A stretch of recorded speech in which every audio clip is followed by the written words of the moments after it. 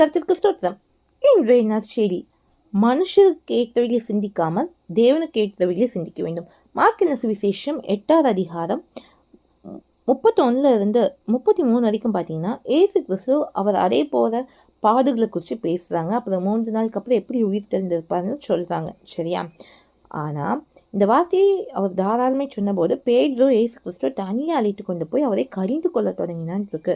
அப்போ அவர் திரும்பி தம்முடைய சீஷரை பார்த்து பேதுரு நோக்கி சொன்ன ஒரு விஷயம், எனக்கு பின்னாக போ சாத்தானே, நீ தேவனுக்கு ஏற்றவழி சிந்தியாமல் மனுஷனுக்கு ஏற்றவழி சிந்திக்கிறாய்ன்னு சொல்லி கடிந்து கொண்டாருன்னு.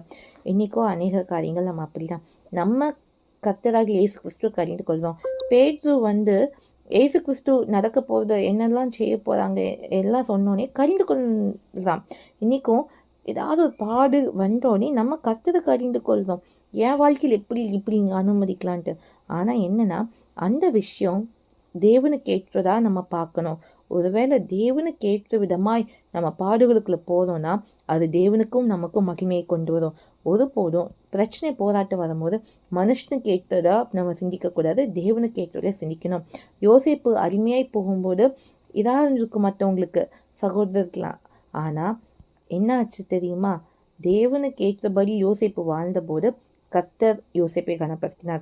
இன்னைக்கும் என்ன பாடுகள் வந்தாலும் யோசேப்பை போல பரிசுமை வாழ கற்றுக்கொள்ளுங்க. தேவனுக்கு ஏற்றவரை சிந்தித்து வாருங்க.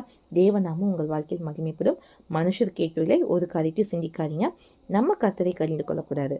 கர்த்தரை சித்தத்தை அறிந்து வாழ பழகிக் கொள்வோம். இதுவே இன்றைய நற்செய்தி. முடிந்தாகட்டும்.